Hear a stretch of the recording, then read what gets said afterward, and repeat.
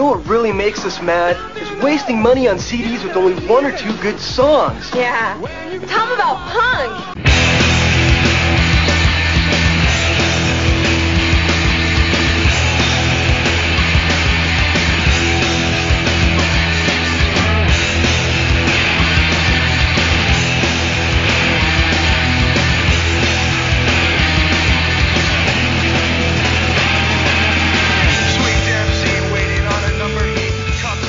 What's up, posers? Welcome to Punklottopod. I'm your co-host, Justin Hensley, and it's just me today. So we're going to try something a little different. As you can tell, since Dylan is not here with me, that something's a little off about this week's episode. Just wanted to come on here and kind of explain what we're doing today. So we had a rescheduling that needed to happen for a recording session, and Dylan and I did not have enough time to research and put together another show. So instead of not giving you anything, we decided we would post up one of our Patreon bonus audios as a free teaser. Over on our Patreon, which is patreon.com/punklottopod, what we do is we put up a new bonus audio every single week. And for $1, you get access to that bonus audio and all the bonus audio that we do. Also, if you're interested, if you sign up for the $10 tier, you get to choose what album we do an episode on, and that would be in the main feed and everything. So if you're interested in that, sign up for that, $10, and then drop back down to the $1, and you get access to that episode, and you get to keep access to all the bonus audio on top of that. So what we're going to do is we're going to post one of our chart dives. These are probably the most popular things that we do on our Patreon. People seem to really love these. It's very similar to the chart section that we do at the top of our regular episodes where we talk about albums that came out that year. So enjoy this. We also have a few other things we try out over there, but you can check that stuff out for $1, patreon.com/punklottopod. We'll be back next week with a regular episode. We have that episode scheduled to be recorded.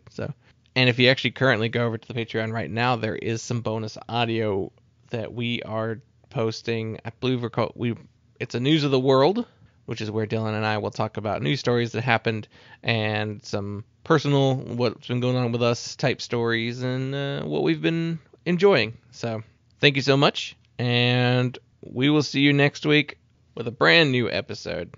Enjoy. What's up, patrons? Welcome to this week's bonus audio. I'm Justin. I'm Dylan. And we're back after a brief little break. Where you thought you had COVID. I thought I had COVID. Turns out I didn't. I still don't know what was wrong with me. I had a fever and my head hurt and for like a week straight. But whatever. Wasn't COVID. 2 years of not getting sick from wearing masks and washing your hands and distancing from people. And then it hits you like a train. And you go, I have never felt so bad. This must be COVID. And then you get 5 negative COVID tests. And you're like, I forgot that other diseases exist and also are terrible.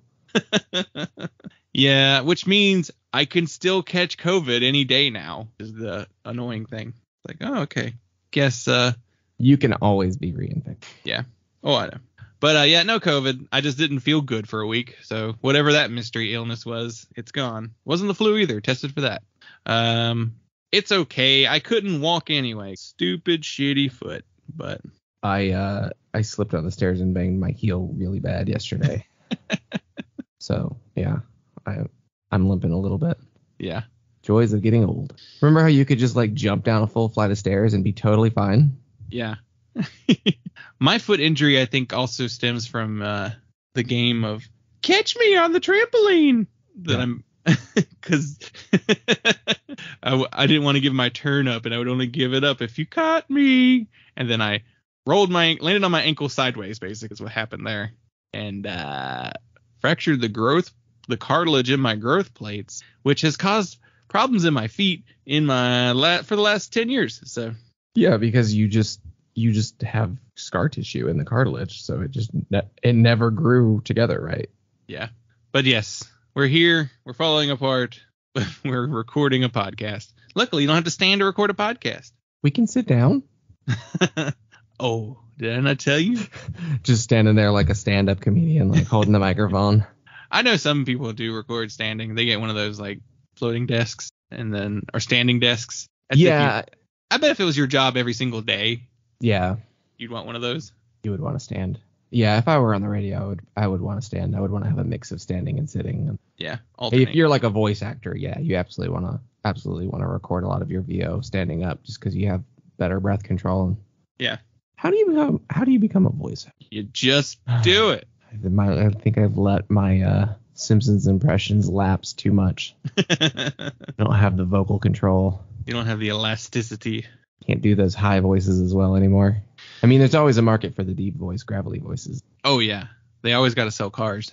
I mean, so many voice actors are just like a guy with a deep voice. And that's the voice that he does for every single voice. Yeah. Even in like animation, like there's just tons of like just guys who specialize in a voice that sounds like this. The bad guy in a cartoon voice. Yeah. But that's not what we're here to talk about. the John Hams, the John Hamm Mercedes commercials. Yeah, the new Mercedes. We are talking about 2015. We right? are. 2015, a year that nobody wants to talk about. Nobody wants to touch the teens. Dane Cook does. Man, the fucking. Do you think there was a great tweet I saw that was? Do you think that he was inspired by Jerry Seinfeld to date a teenager, or was it lateral writing? Oh yeah, lateral thinking. Yeah. Yeah. Nobody wants to talk about the 2010s because I don't know. It's too recent, but it's still like I don't know. You can remember those years too well. I think is what it is. And you're like, this isn't nostalgic. This feels like something I just listened to a month ago. It was 7 years ago. It's not that long ago. I was actually literally just looking at Google Photo Drive memories of 7 years ago when I went to the Grand Canyon for the first time. I was like, that was a very long time ago. I have moved twice, 3 times if you count Tempe to Phoenix. And I haven't moved anywhere. I've been in the same piece of shit house. 2015, were you living there? Yeah. You did move in. When did you move in there? 2014? Yeah. We got married right before. That's right. If anyone can hear this, one of my cats is deciding to rub his face against the microphone stand, so he's chirping. He's helping. Yeah, 2015. So we're going to do a chart dive because we've never done a chart dive on 2015 before, and we didn't prep anything, so there you go. I could see this show turning into a lot. Once we've run out of charts, I imagine we'll probably be like a lot more news of the worlds and I'm listenings with shorter amounts of time between episodes. Yeah, I mean, we got to come up with more easy gimmicks. I was going to say we'll always come up with other ideas, but we haven't gone back to some of those gimmicks. They're a little time how much work they take. Yeah, just react. I mean, they're fun when we have the time to do them, but it's hard to have the time to do them and an episode the same week. Charts are easy. There's always other charts. Dave Brown suggested we just do the modern rock charts on in Billboard magazine, which I was like, those would be pretty easy. Yeah. But yeah, 2015. I didn't dig too deep before researching or during my research for the album that we're talking about, but yeah, what is there that came out in 2015? So we're going to rate your music, popular albums of 2015 under the punk genre and influence. Did you recognize anything on this first page? Page 25. A Skylit Drive has a record, an acoustic record. According to this listing, there's a Max Levine ensemble record. I don't know what that band sounds like. Did I? That Sweet Jesus album cover looks familiar. You Destroy Yourself. Did I download that and never listen to it? That could have been one of those. 2015 is kind of like the last year of I'll download that. Yeah. Really, there's a really hard line of piracy just stops because everything was on Spotify. Yeah. Here we go. Here's a good one. Page 24, number 928. In This Mess by Toy Guitar. This record should not be buried on this punk chart. It is absurd to me that this is page 24. It's an incredible record, 5-star record, one of my favorite punk records of the last decade. Easily one of my favorite records from this year. It's a notable musician, Jack Dalrymple of many bands, Dead to Me, Swingin' Utters. One Man Army. One Man Army. Yeah. And this Yeah. record was fairly popular when it came out. Yeah. What was it? Fat Wreck put it out? I want to say Fat Wreck put it out. That sounds right. Yeah, Fat Wreck did it. Adeline did the 2013 EP. Yeah. Fat did the 2016 EP. And I feel like this band is pretty popular. Like every time we've been to Fest, they always have a good turnout that we've seen them there. I have seen their records, like used copies of their records in record stores, which usually means that they sold well enough that people bought them and then turned around and sold them. They didn't just sit on them forever. My toy guitar shirt I found in a Goodwill. It's got 23 ratings, which is pretty good for this far back on the chart. So I think it's just a matter of there's a lot of stuff that got rated during this time period on Rate Your Music. But yeah, toy guitar were great. Garage rock revival punk record. Are they done? I think so. There has not been like anything. But it's like that with all of. I guess he still does stuff with Swingin' Utters, but like Dead to Me is the same way. I don't know. I know Jack just had a kid at one point. I think it didn't him having a kid is the reason why he left Dead to Me in the first place. So I don't know. The kid's probably like 10 now though. I don't know what this is. It's funny though. Neutral Punk Hotel. Never mind the airplanes over the sea. I'm assuming it's an album of punk cover of Airplane Over the Sea punk covers. Yeah, it's just a band though. Who's in this band? Is it a mashup? No credits listed. I doubt it's a mashup. Because all of these song titles are King of Carrot Flowers for a Day. They're all like, and Out Come the Aeroplanes Over the Sea, Two-Headed Nerd. Like they're all the song titles from that record subverted. I have no idea what this is. Yeah, don't know. Probably terrible. It's got a bad rating. So it does remind me that at one point I really wanted to do a hardcore cover of that album. Just do the whole album. Like I was thinking of it like the Coalesce Led Zeppelin covers. I wanted to call it Nothing New Under the Aeroplane in the Over the Sea. So someone else had my idea.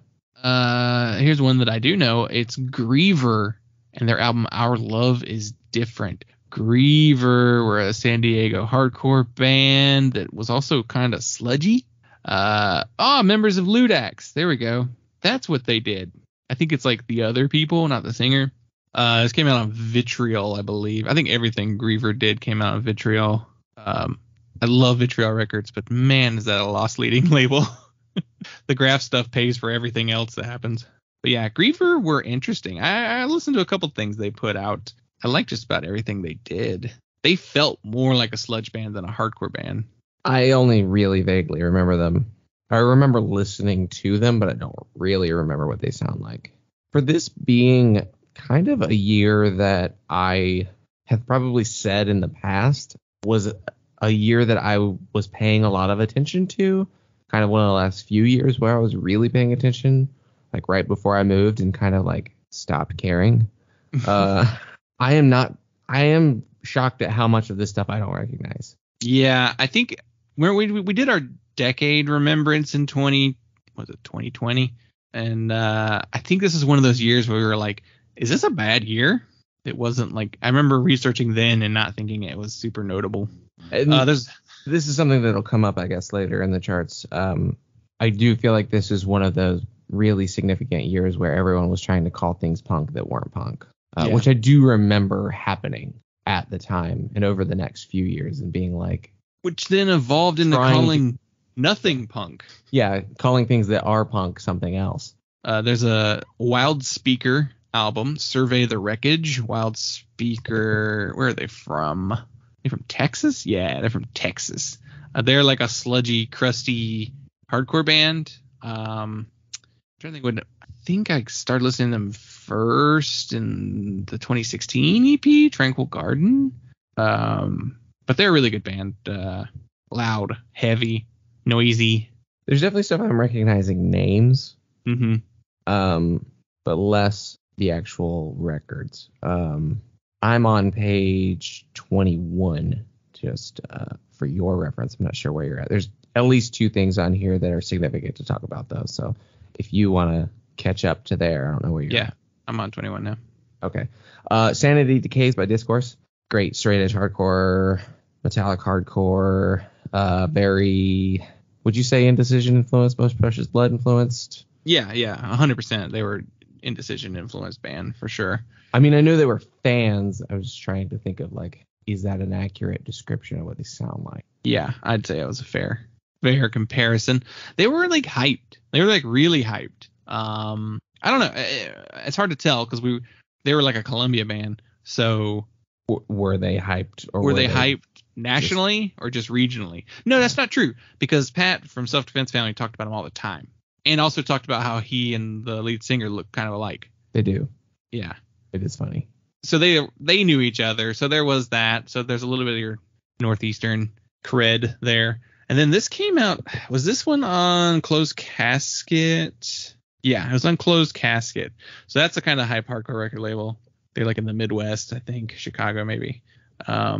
They were on that signing up big tour kind of upswing. Do you know why they stopped? Was it personal reasons, or was it kind of like, this isn't going to pan out, so we're just going to be done? I don't know. I think some of them got married. Was it Kyle? Yeah, Kyle got married. I know he's like a real estate agent in Atlanta now or something. Yeah. And then like almost all the rest of the guys went and did. Oh my God, why am I blanking on their name? Riot Stairs. Yeah, Riot Stairs. And they're slow because of just life. I think that's the reason why Riot Stairs is so slow. Like they recorded an LP, still yet to come out. Yeah, I don't know. I also don't think Sanity Decays did as well as it was anticipated to. I think I recall it being like it's not what people expected, I don't think, and they didn't like it as much as they liked the demo and EP, I think is how that went down. But classic hardcore story. Yeah, this record's good, but it's not exactly what I thought it was going to be based on this shitty demo that I listened to obsessively. Well, the demos would have got everybody obsessed with them. So what's your next pick there?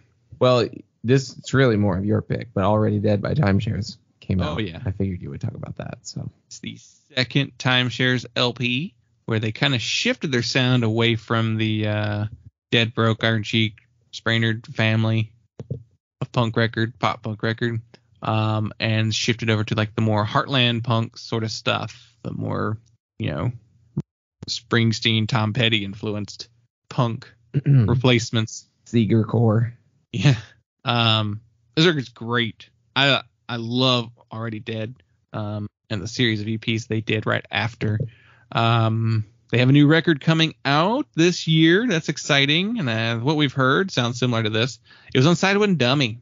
And, I saw somebody tweeting about like, yeah, I get mad anytime I see Sidewood and Dummy announce a new signing, because they used to work for Sidewood and Dummy, and it was one of those things where they just like fired everybody.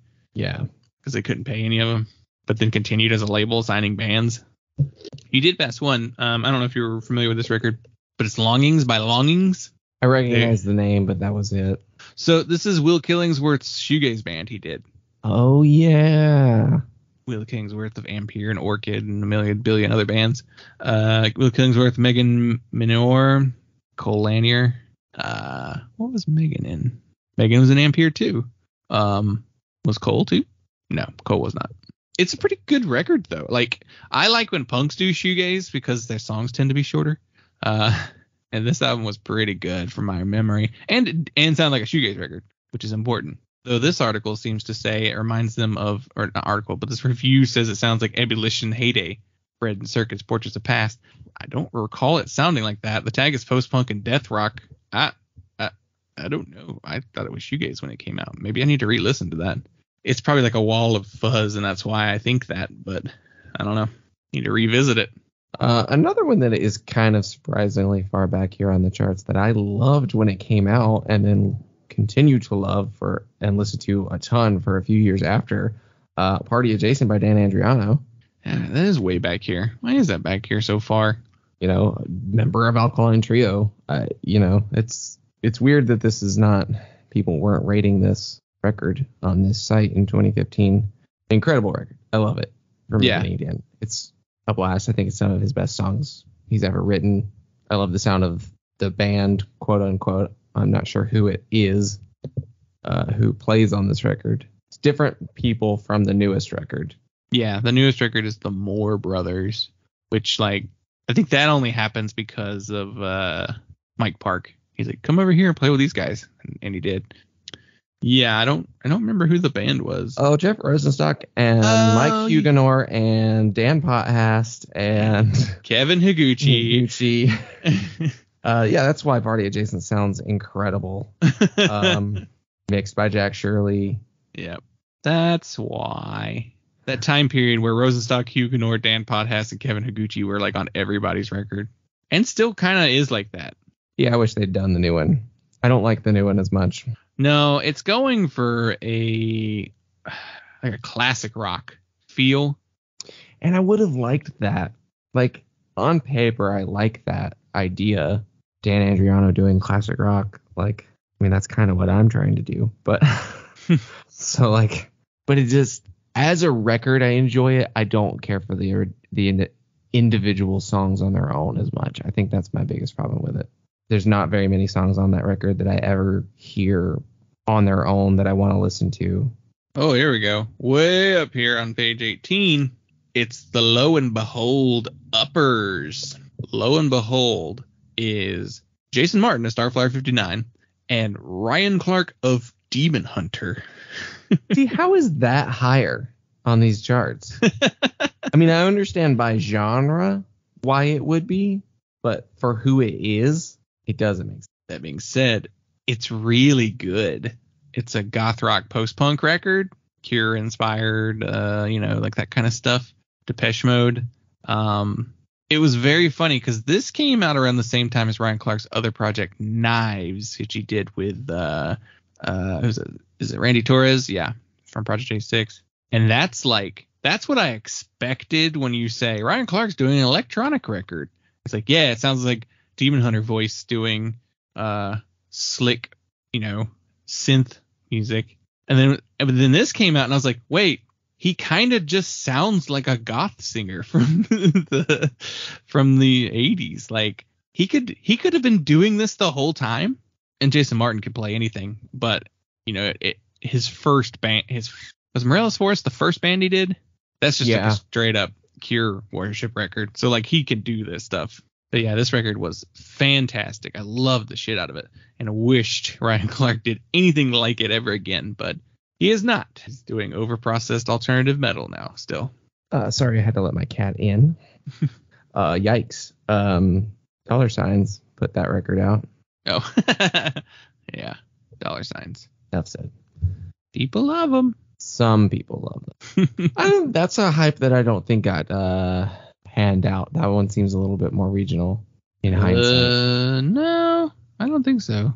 Am I wrong? Am I out of touch? I mean, maybe it's just East Coast, but the children who are out of touch. Yeah. This Upset record's pretty good. Upset 76, Allie Kohler, Jennifer Price, and Patty Shamil. Related artists Best Coast, Hole, and Vivian Girls. What? Hole? Patty Shamil, the drummer from Hole from 93 to 98. Weird. I did not realize that she's on this one. Then who's on Best Coast? Is that Allie Kohler? No. There's only 2 members of Best Coast, and neither one of them are any of those names. How are they related? This website. People. Allie Kohler was in Vivian Girls. Drums and vocals. They're back together. This is a really fun kind of like power poppy, punk, indie pop. How many times can I say pop? Record. I really liked it when it came out. Who put this out? Was this a Lauren Records release? It was Lauren Records. Enjoyable EP. I think it's the first thing they did. No, they had an LP in 2013, and this is an LP too. Okay, man, just saying wrong stuff all the time. Doing research on the air. Yeah. I'm really looking forward to the sequel to that hit new Hulu show where they bring in the bunny. It's weird that they did just the bear and not the bunny, but we'll see. They'll make it work. Of course, the Bunny the Bear put out a Liar Wrote This. Just a funny band. Funny that they existed. The Bunny the Bear. They broke up. Yeah, and then they did solo records. Yeah. Still with their masks. Yeah. It's like nobody cares. Also, they put out a record in 2020, so apparently they got over there. Whatever was wrong. No, the beat needs to go like Yeah. before the breakdown. Trance core. Not a thing. Speaking of Alkaline Trio members, Matt Skiba and the Secrets released Cuts. So, transparency time. I had this one slated as the one we were going to talk about in the main episode, and I was going to kind of just be like, and then we could just compare and contrast it to the Dan Adriano record that came out that same year. But I ultimately went with a different record, and it would have been fun to do. It's a funny idea. I have not revisited this Matt Skiba record though. I do remember it very distinctly when it came out, and listening to it a lot actually. It's dumb as shit, but I remember it being really fun. But yeah, it didn't have the staying power. I have not come back to it. No, and Dan Adriano did. Weren't there like two Matt Skiba things around the same time? He did something. Well, there's the Skiba 182 stuff around that time period, isn't it? No, that's not what I'm thinking of. It's like one of the like Heavens and Hell things. He did. The Heavens record came out in 2006, and the Hell came out, hit an EP in 2013. But I feel like there was something else that this website is missing that he did at the same time. Maybe we'll stumble across it, but I remember listening to it going, hey, this is pretty good for a Skiba, because Skiba's solo stuff hadn't been very good during this era. No, I mean, there's that Demos record in 2010, but that's it. I swear, there's something else he did. I don't know. The Skeekrits, as we used to try and say. That's Skiba and the Skeekrits. Here's a good one. Tin Thermidor by Shinobu. Hell yeah. That's a great one. All of my favorite records from this year are buried. like my whole top 10 of 2015 is just like under page 10. Yeah. Yeah, Shinobu, who were kind of what would you say Shinobu's they kind of laid the ground for what a lot of punk in the like that garagey fuzzy lo-fi punk would sound like during this time period. It's like 2013 through 2017. Basically like anything on the Lauren Records discography, a lot of what Asian Man was doing at the time was very much influenced by Shinobu. I mean, part of that comes from, I guess, the connection to Bomb Music Industry and Jeff Rosenstock and all that stuff. But Shinobu put out like 4 awesome records that were very cool. Just like really cool records at a time when nobody else was really sounding like that. And then eventually everyone sounded like it. But this was Mike Huguenot, Jeff Rosenstock's in here too. Matt Keegan, Bob Vielma, John Fu. A lot of those guys are actually members. When we saw them at Fest, it was right after this record had come out. And I think like it was just Mike Huguenot and John D. Domenici and Rosenstock and one other person playing. So it's like the rest of the members didn't want to travel for it or what. But great record. I would love to hear more Mike Huguenot stuff that's not that record he put out a few years ago, the instrumental thing. Every sound on this record is made by a guitar. Yeah. That's cool. I just don't listen to instrumental music, Speaking of that scene, that sound, Winter Break put out Winter Break. Oh yeah. Probably my favorite record of 2015. Are any of them doing anything? Well, Aaron Kovacs runs Lauren Records. I mean, I know he runs Lauren Records, but I guess none of them are playing in any other bands. I don't think so. I don't think they're doing anything, which is disappointing because they're great. This is 3/4 of Summer Vacation. So the joke was Summer Vacation lost one member and became Winter Break because it's shorter than your Summer Vacation. And then somebody else was like, and then if you lose another member, it'll become Fall Break. Yeah, Thanksgiving. This record is so good though. I mean, it's very similar to the Summer Vacation stuff, which we've said it a million times before. Joyce Manor openly stole the Summer Vacation sound. They admitted it in interviews. Yeah, but I don't like listening to Joyce Manor. Yeah, I didn't connect to them. The new record's okay. Actually, the new record's probably the best thing they've done in a while. So, but this Winter Break record, so good. Yeah, it was probably my number 1 pick that year. Another great record, wildly underrated band. Pleasure Leftists put out The Woods of Heaven. Yeah. What an incredible voice. What's her name? Haley Morris. Everything they put out. The EPs were great. The Gate, the 2019 record, was great. Mm-hmm. Goth rock, post-punk, vaguely death rock, I guess. But I didn't realize that it was Nine Shocks Terror and Homo Stupid's members, too, which is very weird when you think about how slick this band sounds compared to those. This might be my favorite thing they did, though The Gate was really good. Covered one of their EPs. Was it the 2013 one? Because there's two just called Pleasure Leftists. Yes, it was the 2013. Yeah, kind of. Which I kind of go back to that EP with this band. I think I really came across them around 2013 or maybe 2014. I think they're maybe just a COVID casualty. I'm not sure if they're gonna do anything ever again. Yeah, but I also remember when The Gate came out, I was like, whoa, it's been a long time since they put out a record. Yeah, that's true. It was kind of an unexpected record. They were never a super active band. Yeah. Did any bands fall off a cliff faster than the easycore bands? Man Overboard had a record in 2015 that I have never seen this album cover before. Heavy Love.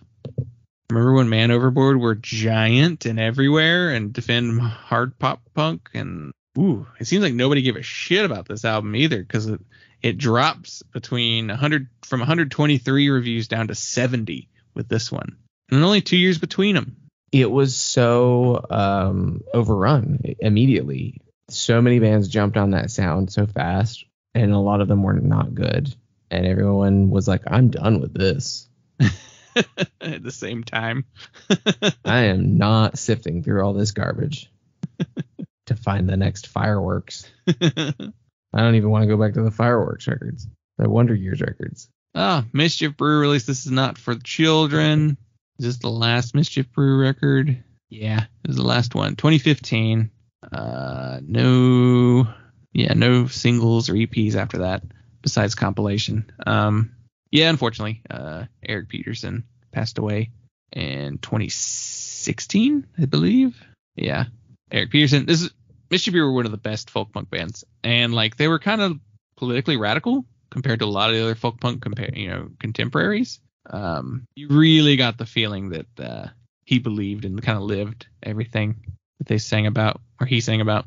Radioactivity put out Silent Kill, which is still a record that I don't know that well, considering how much I love Radioactivity and the Marked Men. I always forget to listen to this one, because I guess I always want to listen to the self-titled whenever I'm like, I want to listen to Radioactivity. But this one is very good. It's just that thing that he does. It's the Jeff Burke sound that all of his bands have. Incredible hooks. I need to make a point of reaching for that one more. The last Boy Sets Fire record came out that year, the self-titled album. I don't know if they meant for it to be the last record. Boy Sets Fire is always one of those bands that could turn right around and just come back with another record very easily. Because they still play, they still tour. Just Nate Gray is very concerned, I guess, with his solo material at this point. But I remember, so like this came out in 2015. There was an album that came out right before in 2013 called While a Nation Sleeps. And I remember listening to that going, I don't really like this. It sounds a little too nu metal-y to me. And then the very next record is like, all right, here's the opposite side of the Boy Sets Fire coin. It's just straight melodic, like catchy melodic, hooky stuff. And it's good. I like it better than When Nation Sleeps. Though ultimately, I just want him to do both. Like, I don't want one or the other. I want the mixture. That's what makes Boy Sets Fire. The mix of the heavy and loud songs and the softer, clean, real singy songs. Yeah. I want goofy riffs and goofy vocals. Stentorian melodies. What is it we used to say? He's a bad singer who thinks he's a good singer. I think he's a good singer who sounds bad. I think it's a mismatch thing where it's like, this is the wrong vocal style for this music, but in being the wrong vocal style for the music, it works. Yeah, it kind of makes it. You're like, man, he's going for it. Oh yeah, Old Wounds. Yeah, I was just literally about to say. The Suffering Spirit, the second coming of Converge. Oh man, what was their whole deal? It's eyeliner Yeah. core, right? This is Yeah. This is where it started. It started? The revival of it. There's a revival. There's more bands that do this? I That mean, not weren't exactly just- that, but like the SAS core revival and like all of the whole like recycling the mid 2000s metalcore. No one was doing. I really remember this being like, oh whoa, they're doing that. Yeah. They're going back to the 10-year mark. Yeah. And I really liked them. I thought they were really good. I thought the From Where We Came was really good, the 2013 album, and then this record was really good. Remember we went to that Greensboro house show and stood outside the literal entire show until Old Wounds played, and then we walked in? Yeah. Because it was like a Greensboro house show, and we didn't know anybody there. Yeah, we didn't know anyone who was at the show. We didn't know any of the bands that were opening the show. Yeah. It was a really weird portal that we stepped into, and it's like, how is this a hardcore show in Greensboro and we don't know anybody here? Yeah. Yeah, it was weird. And we walked to... Did we walk to a Sonic? No. Did Remember- we? No, we drove to a Sonic. Oh, it we was in drove your car. to a Sonic in my car. Yeah. No, the Sonic that we walked to was the Karate Dungeon Yeah, that sounds right. show that we played with Misha. And we made fun of you for ordering the biggest goddamn Fanta. I call it Fanta because those Fanta. stupid Fanta commercials where they go, Wanta, Fanta, don't you Wanta? And so I was like, that's how you say it. You say it Fanta. And no, it's Fanta, apparently. It shouldn't be Fanta. But it's German, so that's probably why it's Fanta. Yeah. And yet they were using Latin women to sell their drinks. What's up with that? Whole weird thing. But I say Fanta. You say sabotage. I say sabotage. So, okay, the funny thing about Old Woods, they did this weird thing where, like, lead singer, like the most dynamic and important, like, key member of the band quits. He quit Old Woods. And they were like, okay, our bass player is just going to do vocals now. And they recorded an album, and it's supposed to be, I've heard one song, I think it's supposed to be horrendous, like horrible, so bad that the label they were signed to was like, I'm not putting this out, it's not good, even though there was like hype behind it. And then they were like, okay. And then they let Zach comes back to the band, I think is how that goes. And then he's like, okay, but we're gonna do it my way. And then he made them play like he didn't scream on the record, I think, and he just does like a goth voice. Yeah. And it's bad too. And it's just like, y'all ruined this band. Y'all had a good thing going here. And then I think the one that like took over vocals left the band too before Zach would come back or something. But whole band drama, ruining bands. Mac McCon released Non-Believers, a good solo Mac McCon record. That doesn't feel like it was that long ago. Why do I feel like that record came out 3 years ago? I don't know. It doesn't to me at all. Really? I I don't know. almost forgot about it entirely. It is a really good solo record. The Sound of Yourself, which came out last year, is half of a really good Mac record. The other half is like, I'm going to do Mary Lattimore again. It's like, But he has a history of that kind of stuff. Even the Portastatic records are just like the most hit or miss thing you could possibly. Yeah. Portastatic songs can be like, this is great. This is so catchy. I love this. And then 3.5 minutes of just like not reacting at all to what you're hearing. It's like lo-fi synth indie tronica stuff. You're just like, all right, that one's over. Good one. Yeah, I like this. I think the reason why this record's good is because it's been a minute since we had a Superchunk record, right? Yeah. I Hate Music was 2013. And then What a Time to Be Alive was 2018. So it was like smack dab in between Superchunk records. So he's like, well, I got to basically make another Superchunk record. A little bit. It's a little poppier. Yeah, I think this record is consistently what you want Portastatic to sound like. Yeah. That's kind of how I remember it. I have a copy of it somewhere. Yeah, I do too. Here's another one. Make Do and Men. They had a record. Don't Be Long. What? Those bands. The beginning of the 2010s emo pop punk bands, they just died. Then Make Do and Men did the basement thing of going all rock, Yeah. of going post grunge. Yeah, nobody likes this record. Pretty low rating. Warriors, what else? Imaginary Life. Second? No, that's the first one. Yeah. Yeah. Pop Survival second, right? Survival Pop. Yeah, it's the second one. Yeah, this one I remember listening to it when it came out and digging it. And then just not.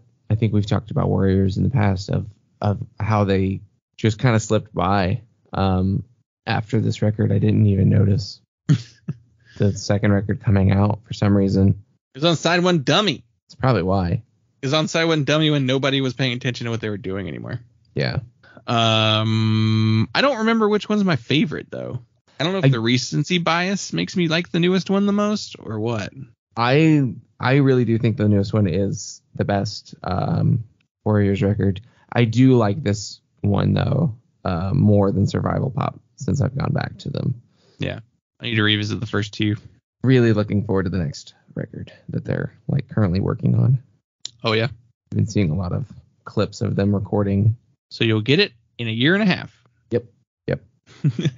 We hold our space. We're gonna go ahead and put in an order for it, and then we'll send you the files when we get closer.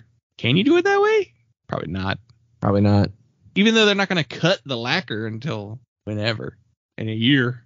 Yeah, I wonder if you can send them something, and then like when they're like, all right, we're gonna order the lacquer to be cut, be like, oh, can you actually cut it from this? Yeah. And then like send the actual record. They're not working on it for a year and a half. They just won't get to it for a year and a half. That's really the delay. Here's a record you probably didn't listen to, but I did.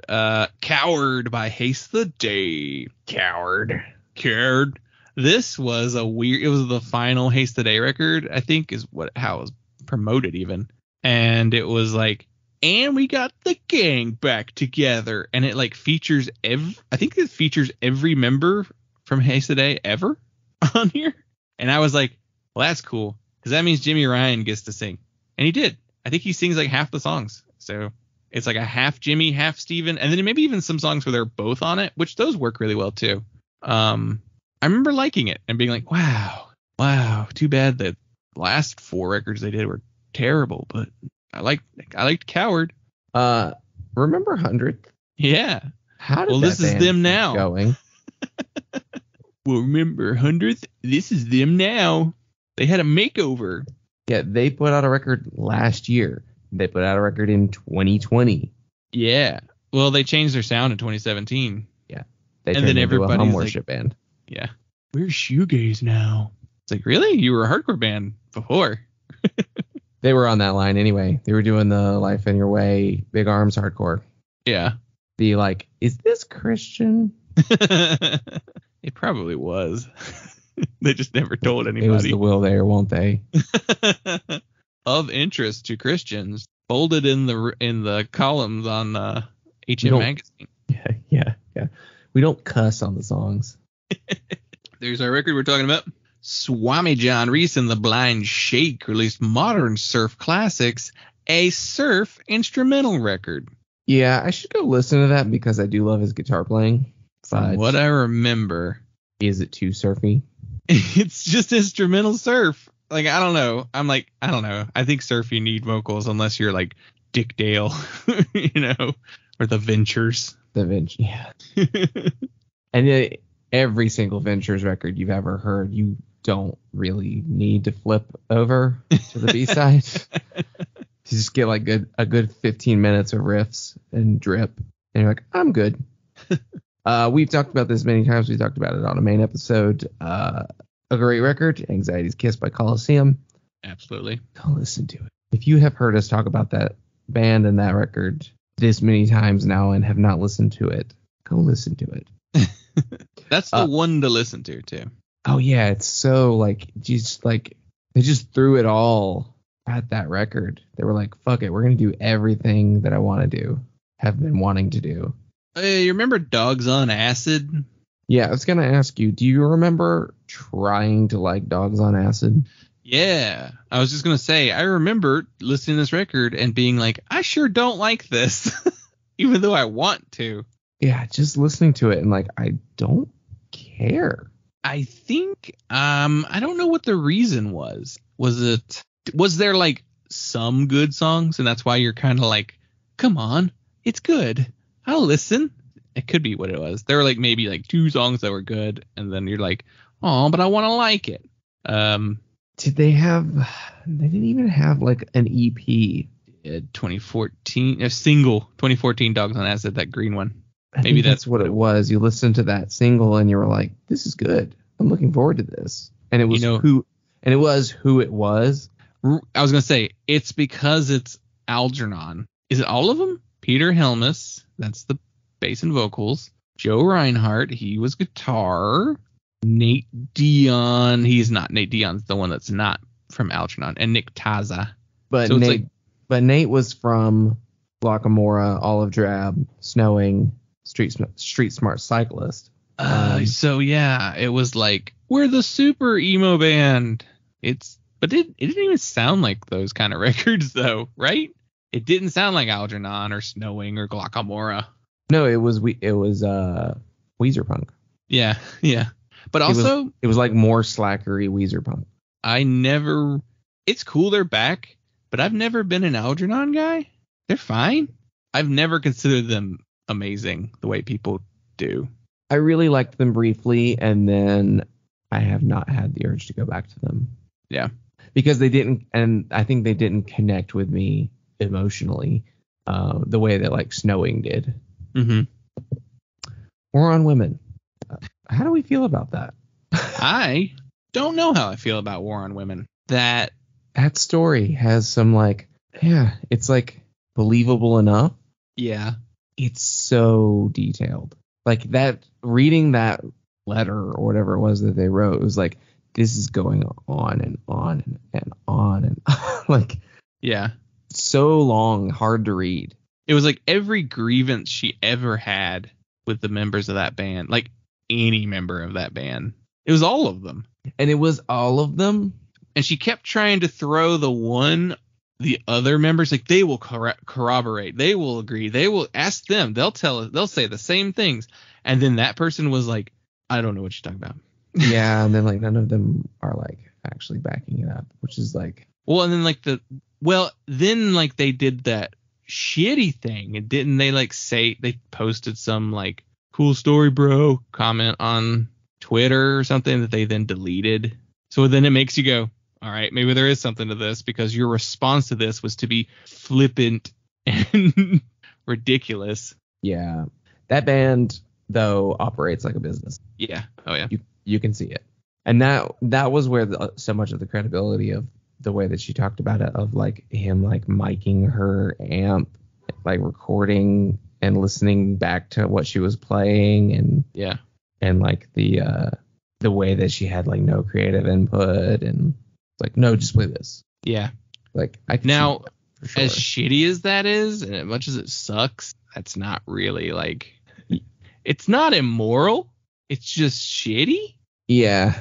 The stuff about the other member that they did fire from the band, like how they stole stuff all the time and like abused members of the band and all that. Like that member got fired years before that article even came. It was a weird story. We had a friend who read it and he said it reads like a person who's done too much therapy too, because like all the language is like therapy language. I don't know. I believe there's truth to a lot of it.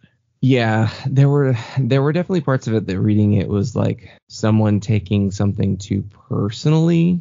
Yeah. That was maybe just like mismatched expectations of being like, you know, not recognizing that you agreed to go into a business relationship. But there was definitely like, I think there's definitely something to the if it was a business relationship, like she definitely had some solid claims on not being paid. Yeah. Yeah, they basically like withheld money and all that stuff. And then like being put into being put into situations with that other person who was like ripping them off. And right, because like the two main members, they would like go stay in a hotel, right? Like every night or something. Not with them. Like they didn't all stay together. Yeah, I don't remember all of the details, so I don't want to yeah get into it too much. But it was it's enough to make me go, I Yeah. don't know if I'll listen to this band again. Sketch. Yeah. Oh, Sprained released Mabel. Remember, Sprained broke up. They came back together, put out a record on Jade Tree, played some shows, did a tour, and split up again. Yeah, I really liked Mabel. I listened to that record a lot when it came out. I didn't. I didn't like it that much. And I wasn't really super into Sprained when it came out, which probably helps. Yeah, I loved them though. I loved Fun Titled, and Mabel was too. Compared to Fun Titled, Mabel's a lot more serious. What's interesting about that band is it was just like y'all got back together, and clearly you shouldn't have, because it seemed like I guess they were like, we just need to be away from each other for a while. But then when they were back together, like, oh no, all those problems are still there. And at one point, this is probably old news. I feel like we've talked about this on the show before too. At one point, they were gonna kick out the bass player, Mark Dickinson, and then bring in the Hold Tight bass player and continue on. This is all according to the Hold Tight member, I think. They were going to continue with Sprained, but then that didn't happen. They just broke up. I think the two Pats get along still. What does the other Pat do? Is he doing anything? Not really. Yeah. As far as I know, he doesn't do anything. Was he the one in Nona?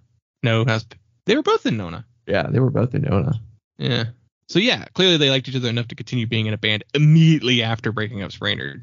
Yeah, I don't know what Pat Ware does now. Pat Graham, of course, does Big Nothing now. Remember when Jade Tree came back? They put out that Dogs on Acid record and Sprained. Was there one? There were like 3 records they put out. And did they do anything else after? There was such a weird, like, Jade Tree is back. Whoa! It's like, it's a record label. I mean, they're not going to bring back those bands. Yeah, right? It's like, well, you can't make Jets to Brazil and Pedro the Lion come back. Well, you can make Pedro the Lion come back. Well, Pedro the Lion came back. It won't be Pedro the Lion. It'll be David Bazan playing with synthesizers and T.W. Walsh reading, like, Eastern spirituality books. Okay, here it is. So they came back. They put out Dark Blues first record. They put out a You Blew It record, Sprained, Dogs on Acid. Dogs on Acid was the last thing they put out besides a comp. They did a Socialite record. I have no idea who that band is. It's a 7-inch. I don't know. I love Dark Blue, and we had John Sharkey on the show, but I don't think you're expecting to sell too many copies. There was a Slut Ever. Oh, what is this? Yeah, Slut Ever had a 1 and 7-inch in 2013 on there, which is weird because they had been back already before, like, the big They're Back. I don't remember. The last thing they did was a compilation for Jade Tree 25 years. Oh, we came back and put money into these records that didn't sell. Well, they did represses of stuff.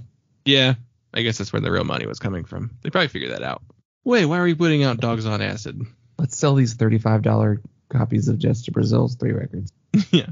Prong release Songs from the Black Hole. So many Prong records. Who's in this version of the band? Page doesn't know. What's the Prong page? They have a significant lineup change at a certain point, I think. Yeah. Well, they have like 1 million members. I don't know who. Jason Christopher on bass and Art Cruz on drums. Don't know who they are. Jason Christopher was in Black President. Jason Christopher joined in 2012. Yep. The current drummer joined this year. So like the significant members are like the classic drummer left in 96. So they've had a succession of different drummers. The drummer on this record was in Lamb of God. Yeah. And they've just had a bunch of different bass players. Throughout the 90s, they had a bunch of different bass players. Yeah. Oh, not Millencolin. There's a Millencolin record. True Brew. It's got a bear on the cover. They probably had a beer that they put out at the same time. We have a craft of beer. Where are they from? Sweden? We are Millencolin. Yeah, they're from Sweden. What I was going to say, though, is Motion City Soundtrack released Panic Stations, which was the final Motion City Soundtrack album. And I was like, well, it's the final record. I'll give it a listen. And I liked it. And I was like, would I have liked the other ones? I don't remember liking them when I heard them the first time. He doesn't sound the same, I think, is the main thing. Probably can't sing that high anymore. Justin Pierre. Yeah, I don't think he can. But he's doing the tour on that Commit This to Memory. Yeah, they probably down-tuned them all. Commit this to memory. Everything is all right. But it like sounded like the band still. Like it still sounded like Motion City soundtrack. It's just, yeah, I think he just had to get over that his voice changed. He got sober too. So that may sober in age, his voice changed. Kowloon Walled City released Grievances. We had Ian of the band on the show. Rain, that Italian screamo band, still doing it. Drug Church hit your head out. Yeah, sure they did. They did that. I don't know why Drug Church is what I want end of a year to be, or at least is closer to it, but I've just never cared about them. No, I don't know what it is about that band that I just don't care about Drug Church. But I loved Self Defense Family to a point. I don't know. I loved end of a year Self Defense Family. Yeah. I liked some early Self Defense Family. Sean Duty leaves the band and they suck. Yeah. Pat realizes he didn't have to write lyrics to anything until 5 minutes before recording it, and then just repeat the same line over and over again. If you look at EPs, there's probably a Self Defense Family EP in 2015. Oh, what is it? Let me find out. I guarantee there's one. There's an island, at least. Probably a split with like Adult Creative or something like that. Oh, Heaven is Earth came out that year. We just haven't seen it on the chart. Oh, we haven't got to it yet. Oh, okay. Yeah. Waylon Storms released One Foot in the Flesh Grave. The first, is it the first full length? Yeah, because there's like an EP before called Shiver. This is the first one I heard by them. And I think I heard because I was just like, who's this band on the Fest website that's supposedly from North Carolina that I've never heard of? And I listened to it and I'm like, whoa, the lead singer sounds like Danzig when he was in Sam Hain. Except it's like kind of country, swampy rock. It's good. And that might be my favorite record they've done, but really they don't have any bad records. They're all of equal quality, I think. Rattle got them a ton of attention, though. The 2020 record. I haven't honestly not spent much time listening to their records. I've seen them live and they're really good. They're great live, yeah. They kind of, I feel like they've consistently done what I wanted Young Widows to do. Yeah. So I really should go listen to those records. Mike Kroll put out Turkey. So far have not had to fight Mike Kroll for any polyester shirts in thrift stores here, but gonna cross paths with them. Are they out there? Yeah, I think they live in Eagle Rock. Blacklisted put out When People Grow, People Go. Such a good record. Yeah, I love Blacklisted. Just like probably one of the best hardcore bands of the 2000s and beyond. Just even like honestly, I think even their weakest material is still really good. This was them doing a hardcore record again. Remember? Because it was like No One Deserves to Be Here More Than Me came out, and it was like this kind of, I guess you would call it a noise rock record, because it was definitely in that like Jesus Lizard vein of music. Because he was kind of singing, but he was doing that like all over the place, kind of singing. Yeah. And then like they're like, okay, we'll just do a hardcore record again. It's good though. Pedal released Shame. I really liked that Pedal record. Piano emo, very slow but good. The King Kong Barbecue Show. Not that record though. TikTok sounding band. Oh, Shopping. I've not listened to this record, but Shopping is what's her name? Rachel Aggs from Trash Kit, Sacred Paw. This is like the first band she was in that kind of blew up. The 2013 album Consumer Complaints is really good, but I haven't heard this one, but I bet it's really good. Ann Lapore's a big fan. Oh so is oh so.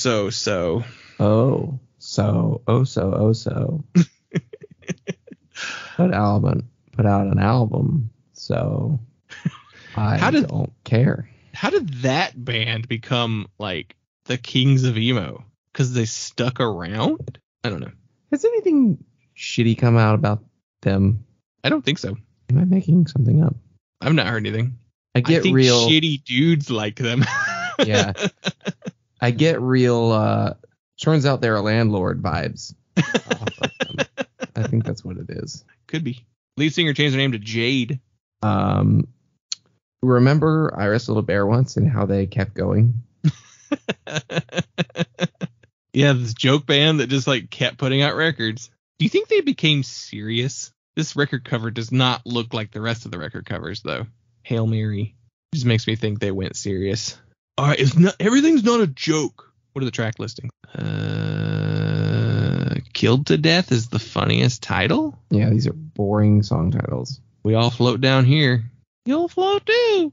But didn't they used to have funny titles? Because they were like the audio equivalent of the long hardcore band song title. Yeah. Tastes like Kevin Bacon. I'm cold and there are wolves after me. That's a Simpsons reference. See You in Shell. Century Media put out that first record. Deodorant Can't Fix Ugly. I don't know. Yeah, I mentioned it earlier. Heaven is Earth, Self-Defense Family. Where we were like, hey, they're good again. They weren't good again. They weren't good. But I thought songs like Ditko and Dave Sim were really interesting.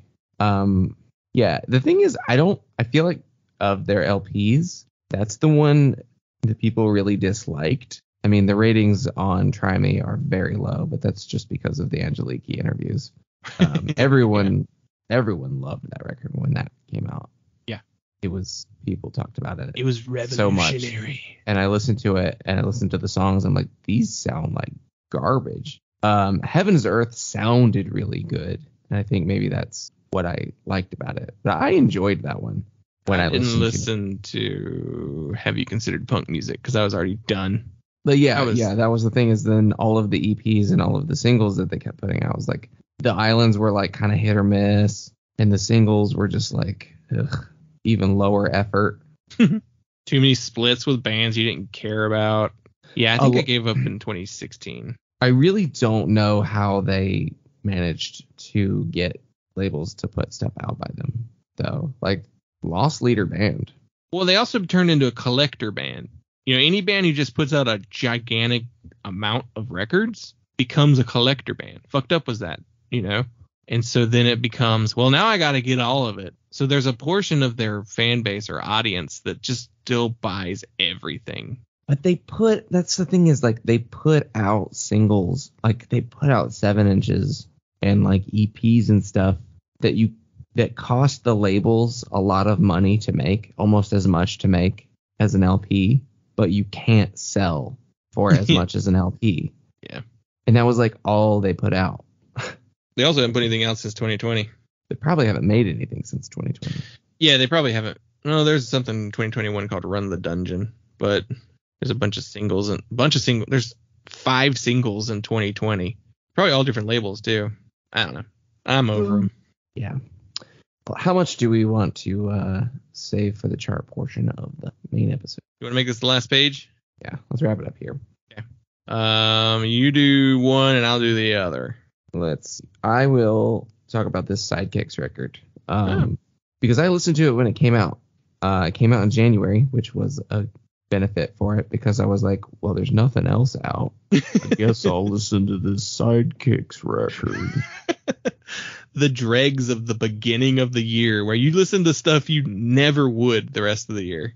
But that's why I listened to the Toy Guitar record, because I was sitting there at work looking at Bandcamp, looking for something new to listen to. And I was like, this Toy Guitar record looks interesting. Didn't know who it was. Listened to it. I'm like, this kicks ass. But and I think then if we found knew out, who like, it was, we would have been like, cool, and tried it. Yeah, for sure. I mean, so we would have probably found it later that year. But I listened to that Sidekicks record when it came out, and I liked it.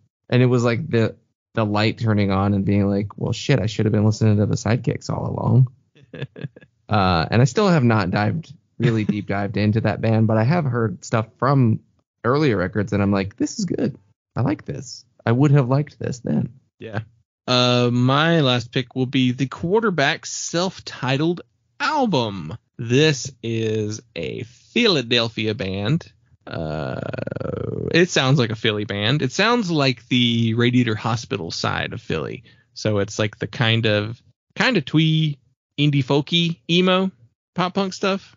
I really liked this album when it came out. I was really, really into this album, actually. It's probably like my second most listened to album that year next to the Winter Break album.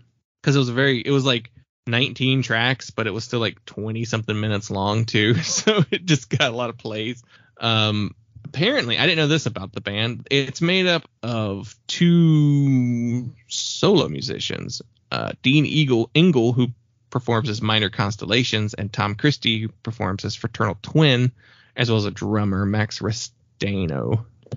But I had no idea. I was always wondering why there was never any more Quarterback stuff. But no, see, there's no other Minor Constellations stuff past this album. And Fraternal Twin, there's a record in 2016. I don't know why they didn't do much more. It came out on a weird label, too. I think it was on Team Love. I don't even know that label, but I really liked it when it came out. I haven't listened to it in a long time, but it was enjoyable. Oh, Team Love is Connor Oberst's record label. What? Felice Brothers and Watson? Jenny Lewis and the Watson twins? What is this? Weird. But anyway, that'll do it for the Patreon. Thank you, everyone, for listening, and we will see you on the main.